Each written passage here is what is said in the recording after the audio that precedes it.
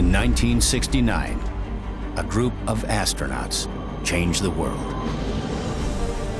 They ride the biggest rocket ever built to the moon.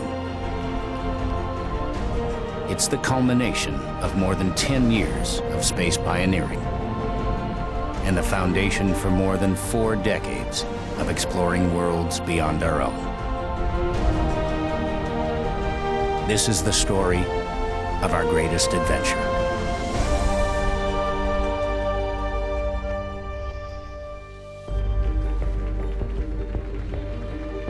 NASA fulfills John Kennedy's dream to land men on the moon and bring them back alive.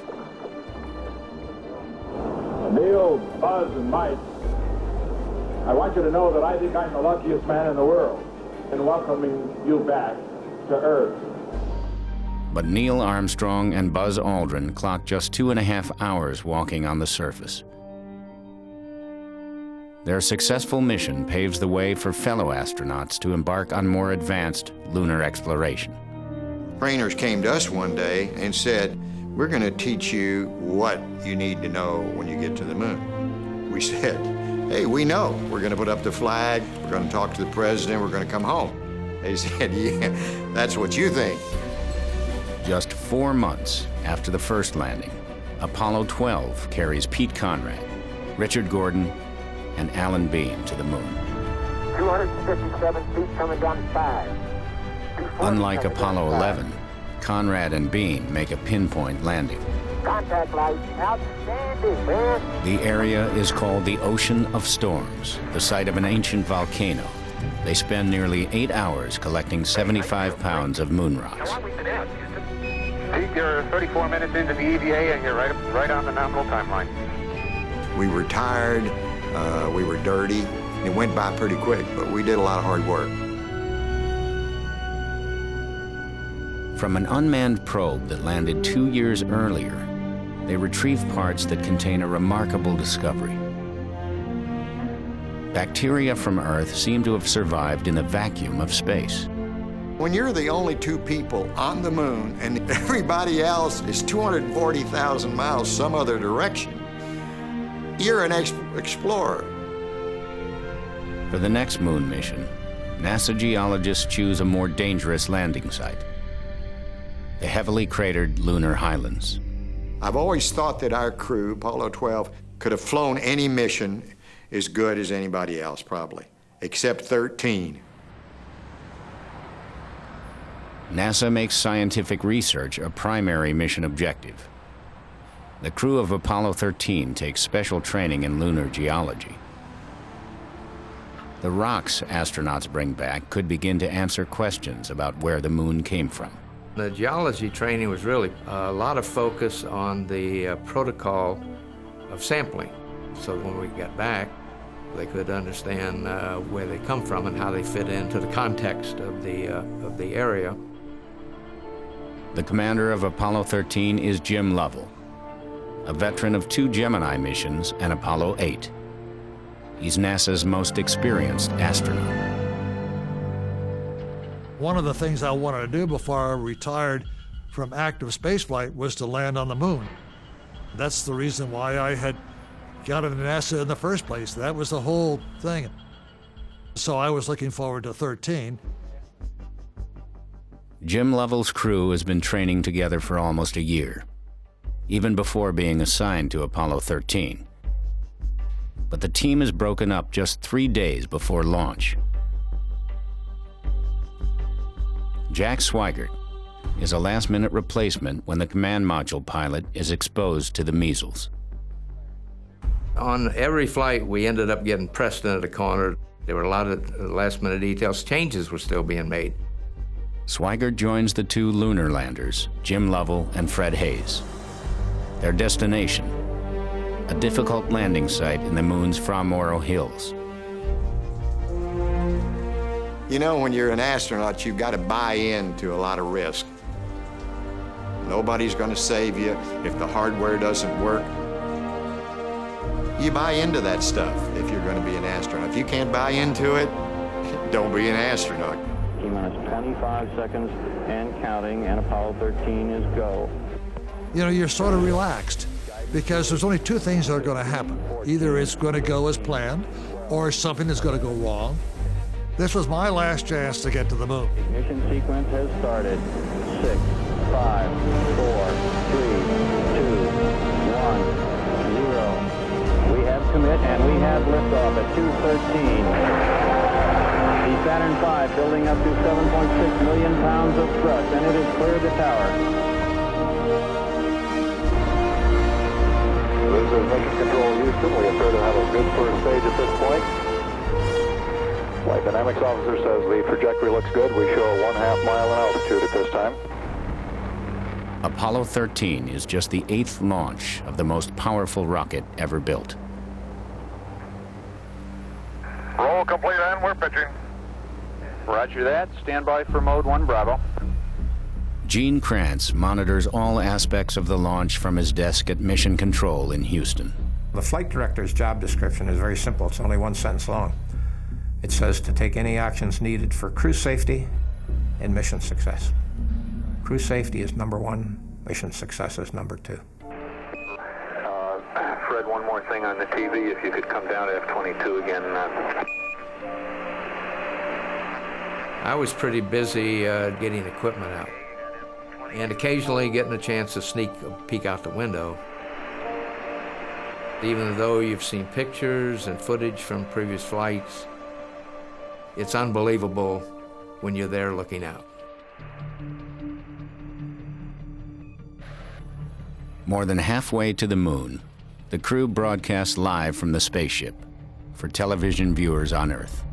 Okay, a couple of square packages I now have my hand on here are our emergency oxygen supplies.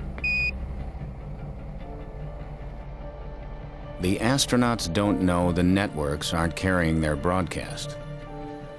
Missions to the moon are becoming routine, and not just for the public. The controllers said they're bored to death because really there was, everything was going right down the flight plan perfectly. The shift rotations at Mission Control had come off very smoothly. Everything was on track. Just the public to close out our inspection of Aquarius and get back for a pleasant evening at Odyssey. Good night. As the crew prepares for 7 hours of sleep, Mission Control makes one last routine request. 13, we've got one more item for you when you get a chance. We'd like it to stir up your cryo tanks. This is where we turn on some fans in the oxygen tanks to basically stir them up to make them uniform so we can measure them. Jack Swigert acknowledged our request for the stir, and Okay. Stand by. Swigert then threw 2 switches.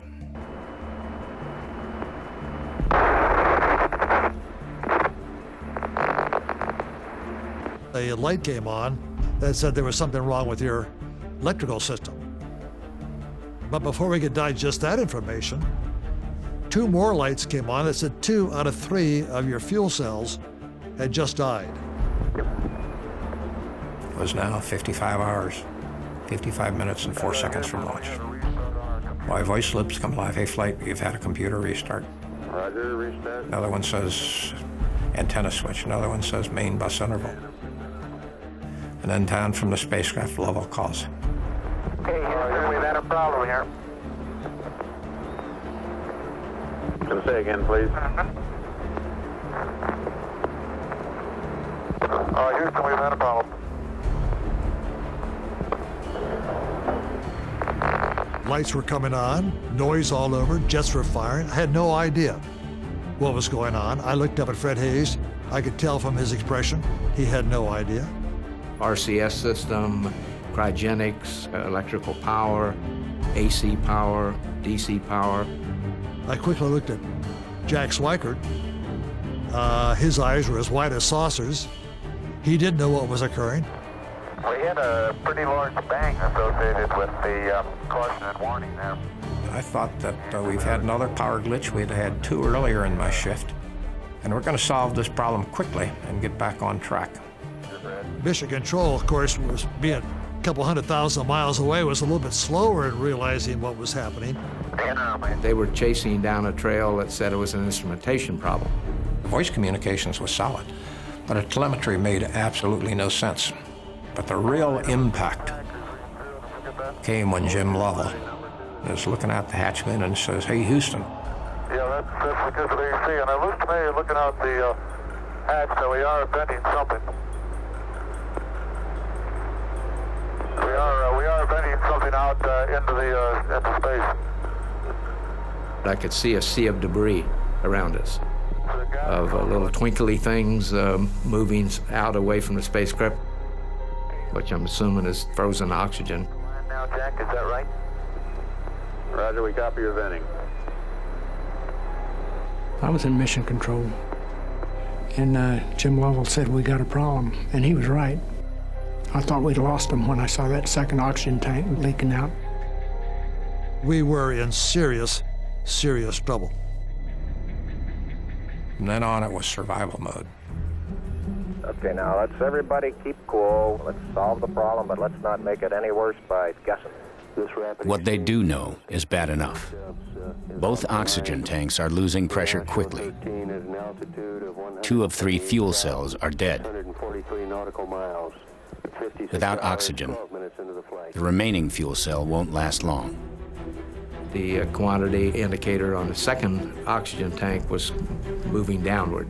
Not very fast, but nevertheless diminishing. And so it was apparent that we were going to lose that second oxygen tank. The command module is dying. Its fuel cells need oxygen to produce electricity.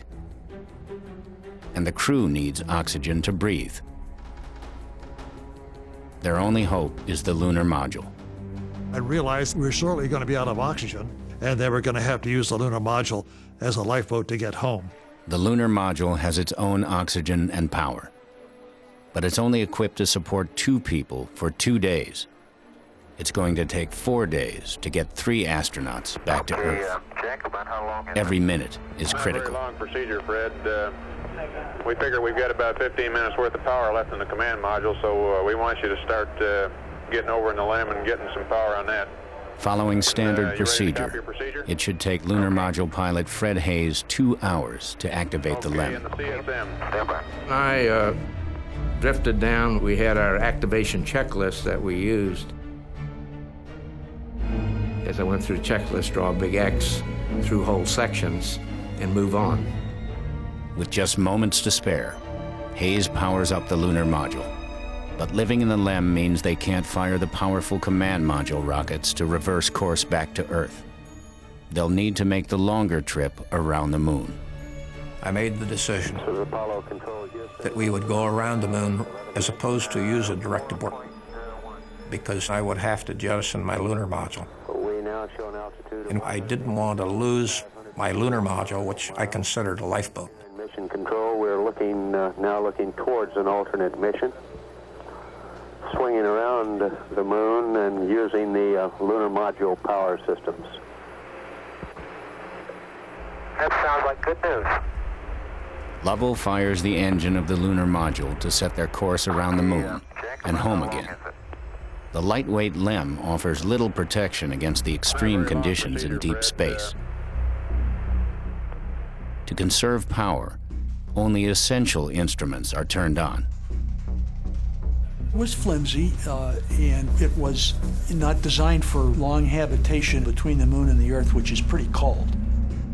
The temperature kept dropping all the way down to 0 Celsius, 34 degrees Fahrenheit. It was a pretty bad environment to be sitting in for the number of days that we had to exist. 77 hours into the mission, Apollo 13 circles around the far side of the moon, using its gravity for a slingshot back to Earth. We're out of communication with the ground during that period. For 26 minutes, Mission Control hears nothing but static. There was a point, call it sort of a second point of disappointment on my part that we weren't going to get to go down there.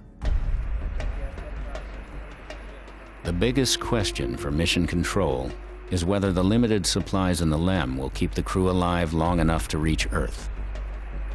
Everybody was making constant calculations. Do we have enough electrical power? Do we have enough water? Do we have enough oxygen? The answer is definitive. The crew won't survive. They have to get home faster. After we passed behind the moon, we had to come up with a technique to accelerate our return journey.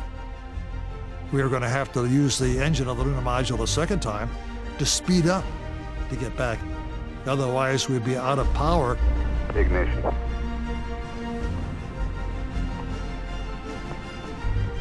Thrust looks good. Shut down. Hang in there, it won't be long. The extra boost cuts 9 hours off the return journey. With careful rationing of water and power, their supplies should last. Should nothing else go wrong, we had a shot at getting back to an entry.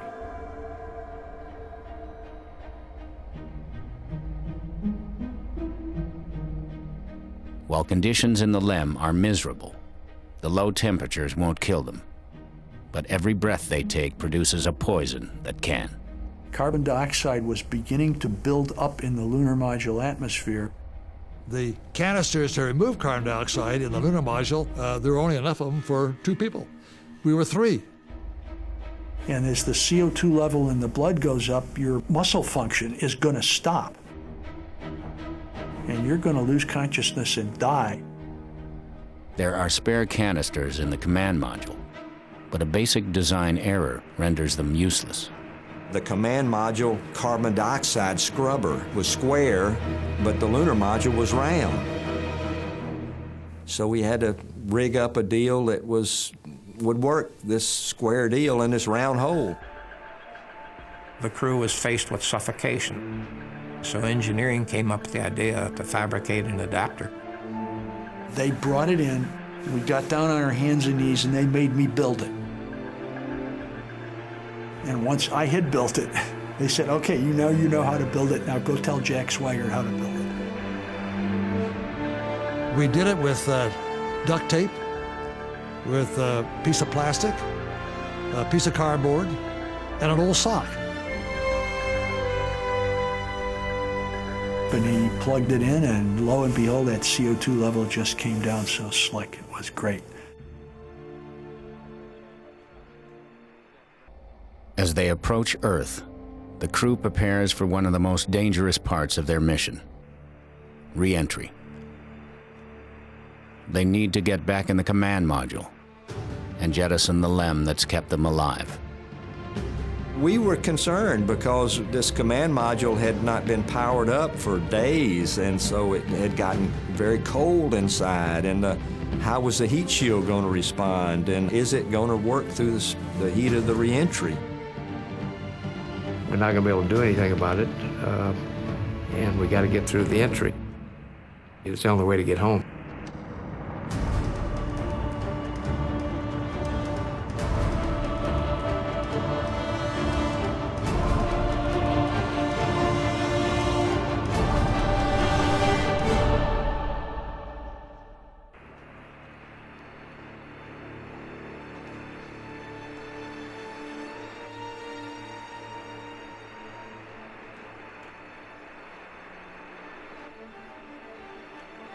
We lost communications. There was what we call blackout due to the ionized atmosphere. The blackout should last 3 minutes.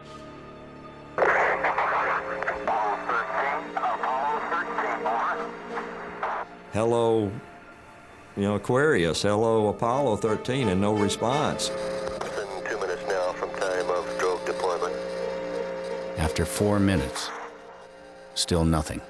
But you just had to sit there and listen through all that static, waiting for somebody to say, Houston.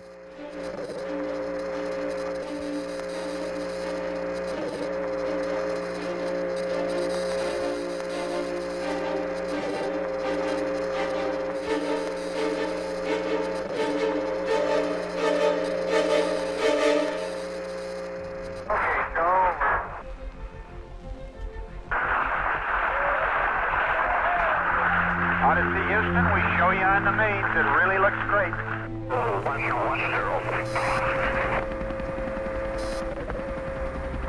Roger, Apollo 13, this is recovery, and your chutes look good.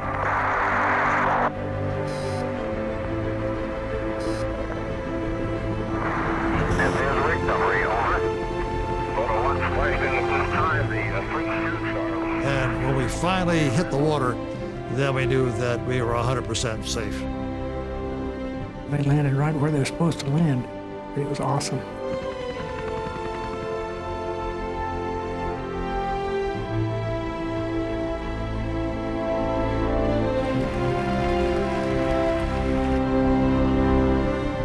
It was a big celebration, Mission Control. We were all very joyful and all very tired, and there didn't seem to be anything else to say, you know. Any mission that you can bring your crew back home from is a success.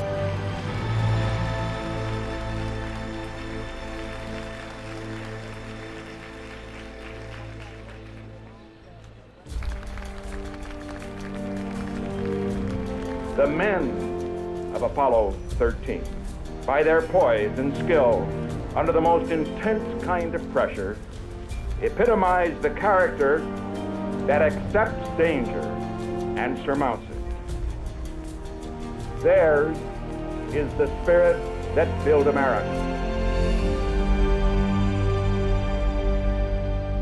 NASA is determined to maintain an aggressive schedule of lunar exploration.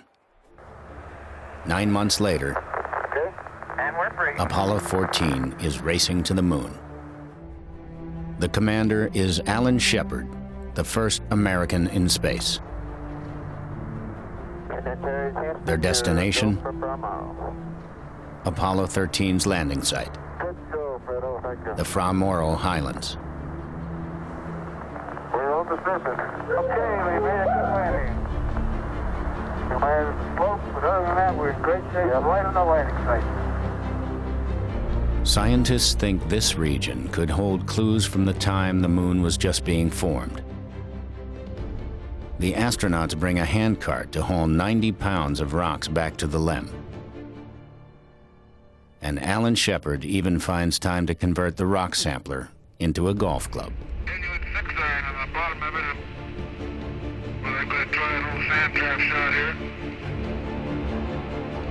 Miles and miles and miles. There you go, now. Once again, large audiences are watching when astronauts broadcast from the moon.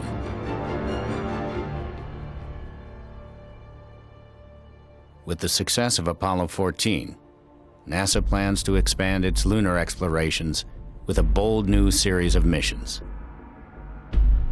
The whole objective was to put out a whole suite of geological experiments and scientific experiments. We wanted to collect enough data so that we could analyze the moon and see what it's made of.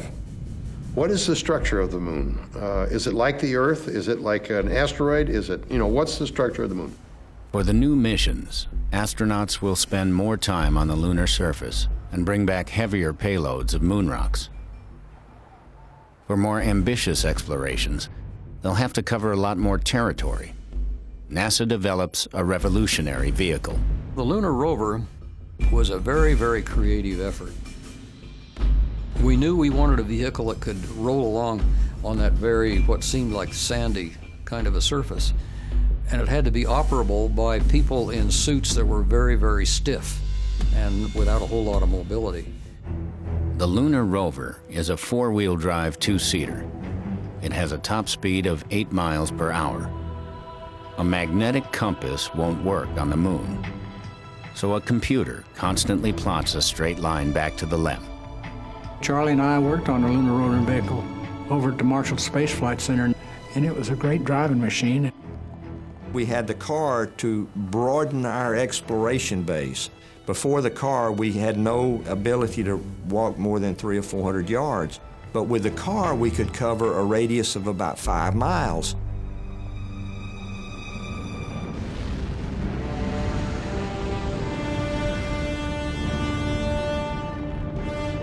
Apollo 16, John Young, Charlie Duke, and Ken Mattingly blast off into the Florida sky.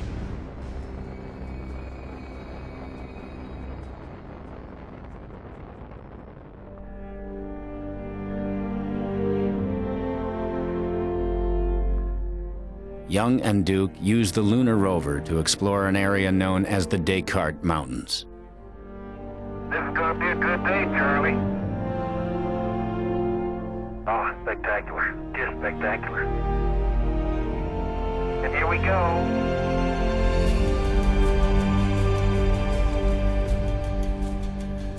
We had trained that John Young would be the driver, and I would navigate. Yeah! Woo! Man, that was great. Big skid. Man, you are really bouncing. Is he on the ground at all? Well, I'd just see how fast the thing would go downhill, and it would do pretty good. We're doing 10 clicks, Tony. That's 10 kilometers. Huh? He's got about 2 wheels on the ground. Okay, turn sharp. It was fun riding a rover. It was a lot of fun. Bounced a lot. Oh, I believe it, Charlie. It's raining, John. That moon dust was pouring down on us like rain, and so after a half of a moonwalk, our white suits turned gray. 4 clicks an hour, Tony, and Charlie, you hit my arm. I spent a lot of time saying, "Charlie, don't bump my arm," because he was sitting right next to me, and so any time he moved his hand, it would make my wrist turn the steering wheel. Not a good thing where you're heading for big blocks. You want to park this thing, Houston? Roger. Up over this little ridge here. We're stopped, and we're just about directly north of the Alcep. Right by that big rock. Okay, Tony. The rover's TV camera beams pictures to a team of scientists. Okay, Charlie. As you come around there, there's a rock in the near field on this rim that has some white on the top of it. We'd like you to pick it up with the grab sample. This one right here? That's it. Okay, we copy that. Working from the rover, they collect a record 209 pounds of moon rocks.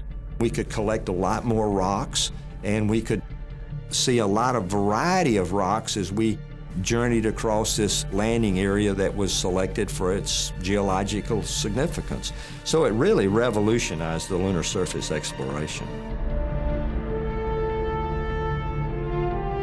Boy, Houston, the beauty of this place is just absolutely incredible. Duke and Young drive the rover hard for nearly 17 miles over rugged terrain. Parked at the landing site, it documents Apollo 16 blasting off from the lunar surface. What a ride, what a ride.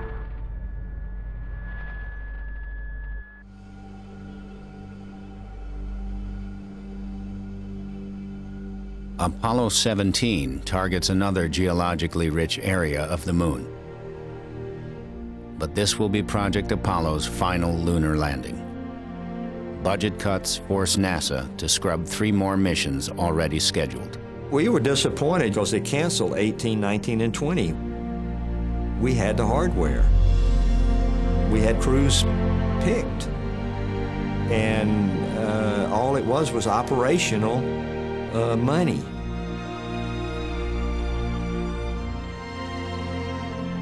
NASA wants the last moon mission to be their greatest. The landing site demands the first night launch of the giant Saturn V rocket. On board, Ron Evans is command module pilot. Harrison Schmitt is NASA's first scientist in space. And the commander of Apollo 17 is Gene Cernan, a veteran of Gemini 9 and Apollo 10. Apollo 17 was a real goal of mine. I knew before we launched that Apollo 17 was going to be the last flight to the moon, and I knew I would be the guy who make the final steps on the moon. There are a lot of people, I think, in positions of responsibility within NASA who, being the last flight, just wanted me to get back alive. More than 500,000 people come from all over the world to watch the final lunar launch. Roger, we're go for liftoff here, Capcom.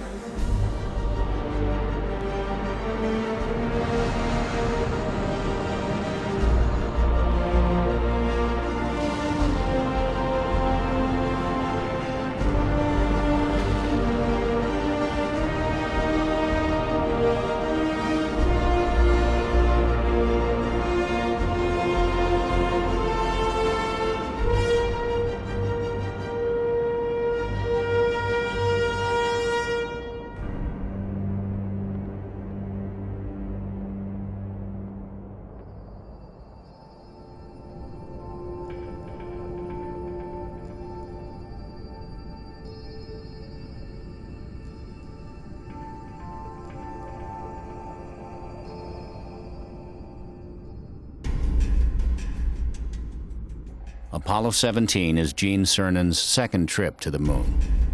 On Apollo 10, he flew a lander to within 47,000 feet of the lunar surface. This time, he's cleared to land. I needed to go back on Apollo 17. I wanted to cover the last 47,000 feet.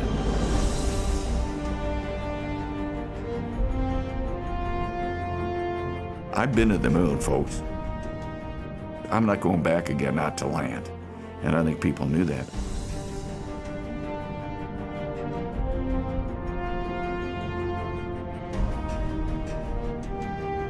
Obviously, I was not going to do something dumb, but I was going to land. You're looking real good, Jim. Right down the line.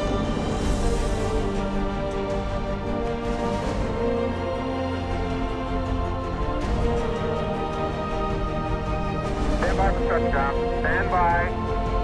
25 feet. Down at 2. Feels good. 20 feet. Going down at 2. 10 feet. 10 feet. Stop contact. Stop push. Engine stop. Okay, Houston, the Challenger has landed. Gene Cernan and Harrison Schmitt join an elite fraternity. Only 12 men have landed on the moon. As I step off at the surface at Taurus Littrow, we'd like to dedicate the first steps of Apollo 17 to all those who made it possible. Over the next 3 days, Cernan and Schmitt spend more time walking on the moon than any other astronauts. I was strolling on the moon one day in the merry, merry month of December. May's the month. May, that's right. May is the year of the month. A team of scientists monitors their work. Hey, there is orange soil. Well, don't move it till I see it. It's all over. Orange. Don't move it till I see it. I've stirred it up with my feet. Hey, it is. I can see it from here. It's orange. Let's think about this homology, but you know, they're up against a constraint anyway, so they got to leave at a certain time regardless of what we got.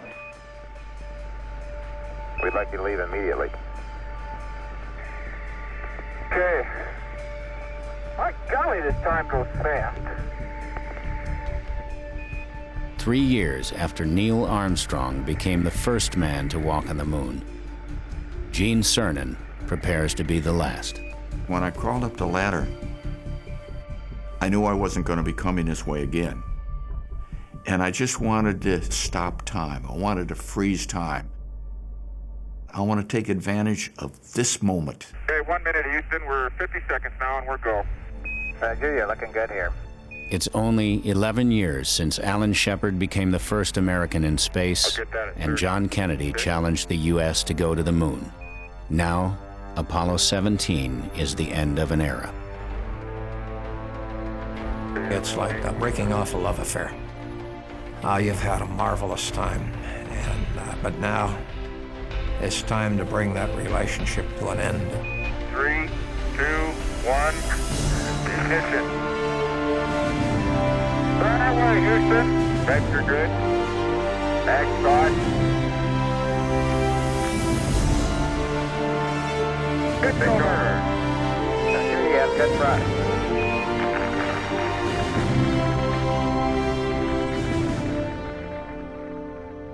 Cernan and Schmidt start the long journey home. The camera on the rover will transmit pictures back to Earth for another 27 hours. The final images from man's last trip to the moon. Having explored the lunar surface, NASA shifts gears to learn to live long-term in space. You know, engineers want to do something different. So they said, hey, we've been there, we've done that, and let's do something else. We proved to ourselves that we can go somewhere and survive. So now the next step is going to be a much bigger one. If we're ever going to go to Mars, we've got to understand what happens to humans and machinery when they spend a year or two in space. NASA develops a radical new spacecraft, using a Saturn V rocket left over from the scrubbed Apollo missions. It was a good use of the hardware we had to develop Skylab. It was a space station. The big insight was that you could use the third stage of the great big Saturn V rocket as a habitable place to live. Launching Skylab into orbit won't demand the rocket power that sent men to the moon. NASA converts the top of a Saturn V into the first American space station. It's been compared to the size of a small 3-bedroom house. Each had our own bedroom. Each bedroom was about the size of a telephone booth, and the beds were fastened to the wall. The commander of Skylab's first crew is Pete Conrad, who flew 2 Gemini missions and Apollo 12. Rookie Paul Weitz is the pilot. And another rookie, Joseph Kerwin, is the science pilot. We could stuff it with experiments. We could put the food and water up there for 3 missions. We could do it all, and it was great. Skylab and crew will launch on separate rockets. This beautiful big Saturn V with the workshop on it was to launch on May 14th, and it would get into the correct orbit, and the next day we would launch. Not since Gemini 6 and 7 has NASA attempted 2 launches so close together.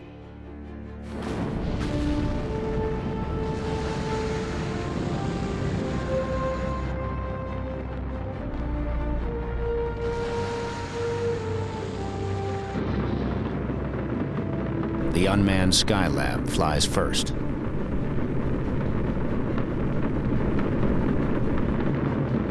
The Skylab lifting off the pad now, moving up.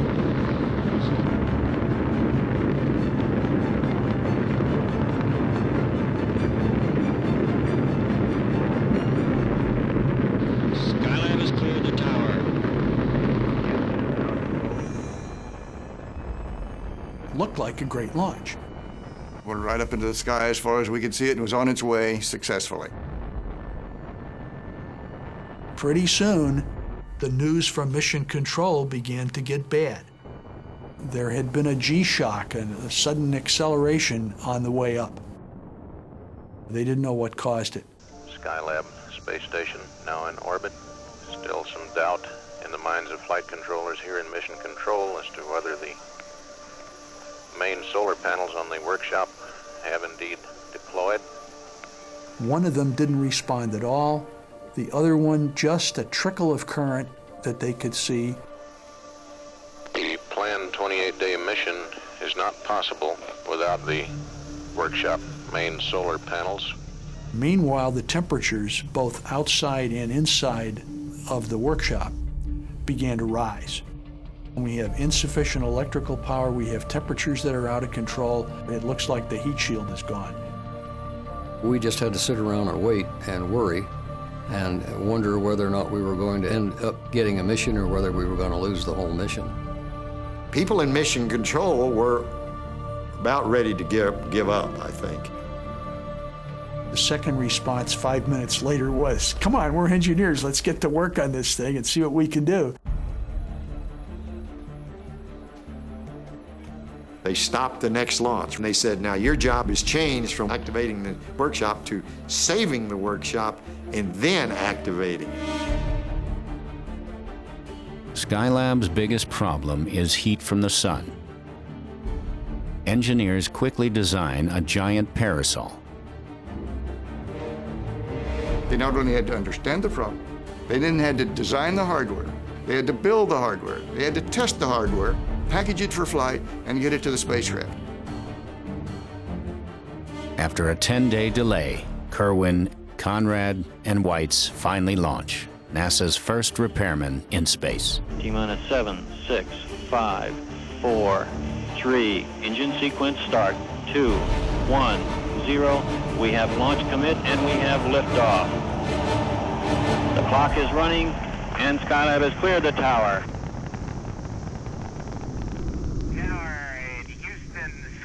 8 hours after launch, they rendezvous with Skylab and see the damage close up. Houston is now controlling.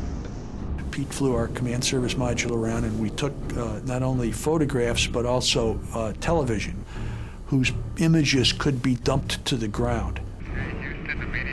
And that was priceless because it gave the engineers working on the ground a good look at what was wrong. Roger, copy. In brief description, his suspected solar wing is gone. The crew has to enter Skylab to repair it. Completely off the bird. 270 miles above the Earth, traveling at more than 17,000 miles an hour. Pete Conrad must perform a precise hard dock. We went to dock, and the soft dock failed. There were little capture latches in the nose of the docking probe, and for some reason they were stuck shut and they never came open. We're sitting there contemplating the fact that if we can't dock, the mission is over. They'll bring us home tomorrow. But there was one final backup procedure that had never been used.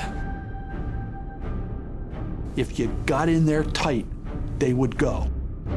So Pete gets all set for one more go, and he bumps in, and he's applying the rocket thrust. Ground said it would take about 10 seconds. If it doesn't work in 10 seconds, it's not going to work.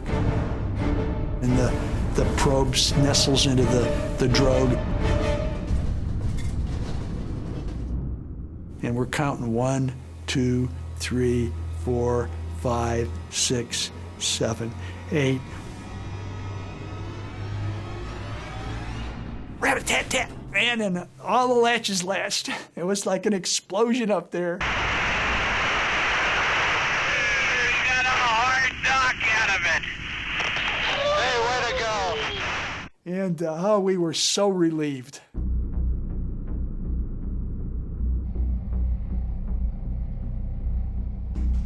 So we are progressing slow but sure, and everything so far is working. It didn't smell very good. It had a sort of a burned smell to it. The crew gets to work in Skylab's searing heat. The astronauts take turns trying to deploy the parasol.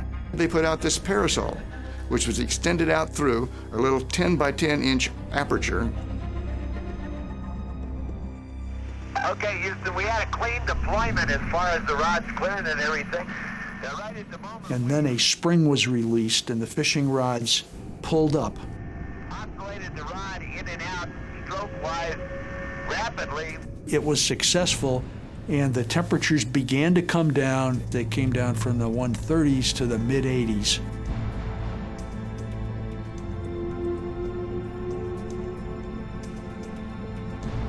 But Skylab has an even bigger problem. One solar panel had been damaged during launch and still isn't working. The problem with the solar panel was out where there were no handholds, no footholds, no lighting, where no crew member was supposed to go. Yet it had to be done, so let's figure out ways to do it. A backup team works with a full-size model of Skylab in a neutral buoyancy tank. Their solution is unprecedented in manned spaceflight. for the first time, crews going outside in their spacesuits to repair problems that had never been done before. Okay, Houston, we're out there. We have the debris in sight. The other solar panel is jammed by a small piece of metal, preventing it from opening. If they can cut it, the panel should unfold. There looks like enough room to get the cutter, and I'm trying to help Joe stabilize. Just take it easy. We had a limb lopper, the kind of thing that they use to trim tree limbs away from power lines. It had two brown ropes attached to it. One would close the jaws, and the other would open the jaws. That's it, you got it right there. I pulled on the close the jaws rope. Pull back. And completed cutting the aluminum scrap. We did it. The best sight of the entire mission. That solar panel cover all the way up at 90 degrees. And the people on the ground were so pleased too, because we were going to get our power back. We were going to be able to complete the mission. That was a good day. That was a very good day. The space station is open for business.